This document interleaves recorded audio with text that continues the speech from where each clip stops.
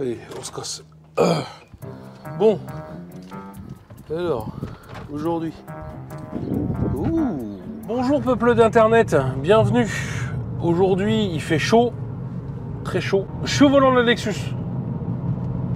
C'est une voiture que j'aime bien parce que, écoute donc, ça pousse.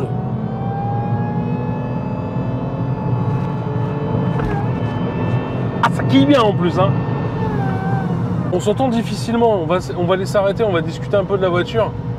La voiture, comme tu peux le voir, elle est redressée. Alors, je vais te montrer un petit peu des images, mais j'ai pas pu tourner la vidéo parce que j'étais sur un autre tournage à ce moment-là. Ok, mais je vais te raconter l'histoire vite fait du redressage. Alors, le redressage, vous allez me dire, quoi, c'est pas toi qui l'as fait? Non, en fait, comme j'adore cette voiture, je me suis dit à un moment donné, enfin, j'ai découvert que j'avais une conscience. Et cette conscience, en fait, elle m'a dit, non, mais fais pas tout toi-même, fais pas le con, viens, on appelle quelqu'un. Sauf que moi, je connais personne. Donc, je me suis dit, putain, qui pourrait connaître? Alors, big up à Luc, mon voisin, qui m'a mis en relation avec Stéphane, que je remercie tous les deux, voilà. Luc pour m'avoir mis en contact avec Stéphane et Stéphane pour m'avoir redressé la voiture. Parce que, en vérité, ça a été déjà tellement vite. Et Stéphane est un mec, tu sens que c'est un ancien, il a bourlingué, tu vois, il a de l'expérience. C'est pas un branleur qui arrive et qui regarde le truc, qui se pose, tu vois, qui commence à faire des mathématiques. Il me dit, bon, bah écoute, je pique un vérin au boulot, et puis tel soir, je passe et je te fais ça, quoi. Et je dis, ouais, tu vois, et le mec, il est pas dans le... Il n'est pas dans le point de détail, tu vois, comme disait l'autre, hein, il arrive, il a un taf, tu l'as appelé pour redresser ta voiture et il te redresse la voiture.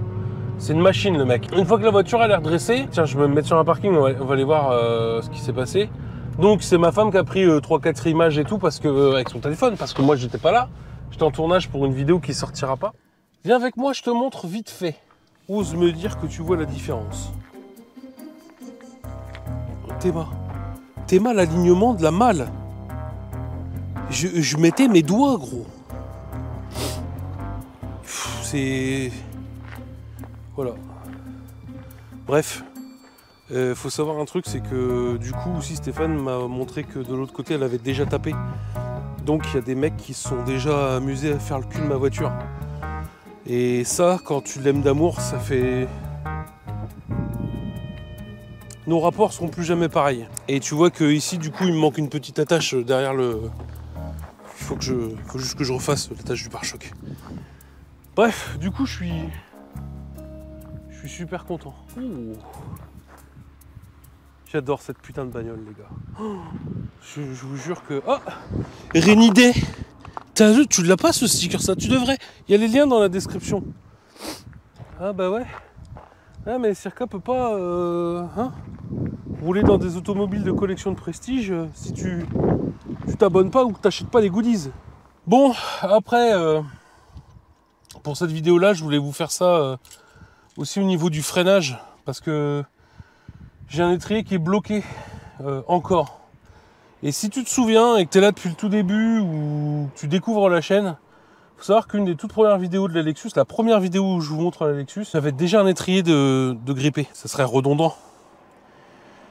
Comment vous expliquer le choix que j'ai fait?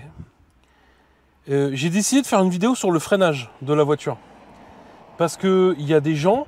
Alors, encore une fois, dans la zone des commentaires YouTube, je vais vous inviter à l'utiliser vraiment plutôt que de m'envoyer des messages Instagram pour me raconter des conneries.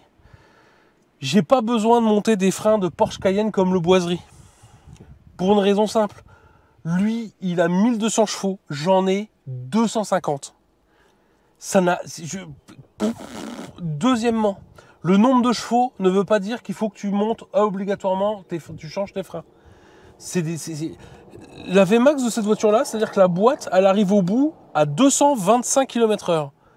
C'est-à-dire que le vent dans le dos et tout, je ne pourrais pas aller plus loin que 225 km/h.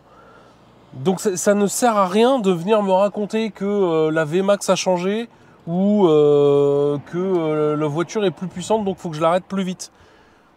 Ça ne change pas sa masse. C'est la masse que tu freines, que tu arrêtes. Le freinage, ça doit être un freinage de qualité, et donc on va aller chercher un freinage de qualité. Des disques rainurés pointés, à l'avant, à l'arrière, des étriers revus, corrigés, et d'origine, hein, les étriers, hein, on va juste vérifier qu'ils sont en bonne santé. Logiquement, j'en ai un qui est tout neuf, et le deuxième va être tout neuf. Ils auront juste 1 an d'écart. On va monter des plaquettes dignes de ce nom, des vraies plaquettes, et on va monter des durites aviation. Et faire une purge peut-être totale du liquide de frein. Et c'est tout. On en profitera peut-être pour faire une petite peinture sur les étriers, je sais pas, on verra. Mais dans tous les cas, ça sert à rien de faire plus. Si vous faites plus, ou vous aimez foutre votre argent par les fenêtres, ce auquel cas je vais t'inviter à acheter des stickers Rainy encore une fois, ou alors tu prévois de faire plus gros sur ta voiture.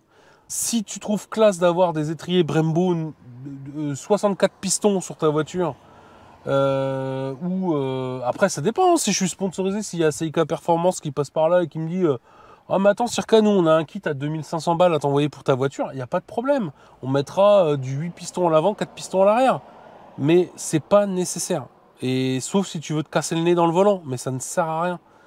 Donc je ferai une vidéo là-dessus. Et un dernier point sur lequel j'aimerais voir avec vous, c'est la fréquence des vidéos. En fait, il y a aussi beaucoup de gens qui me disent ouais, putain, ça fait chier, on doit attendre 2 semaines alors qu'on a déjà des trucs sur Instagram. On voit quasiment 1 mois en avance ce que tu as fait sur les voitures.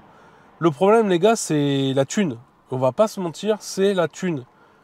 Quand je te parle de refaire le freinage de la voiture, il faut acheter un étrier, il faut acheter des Duritavia, il faut acheter des plaquettes, tu vois.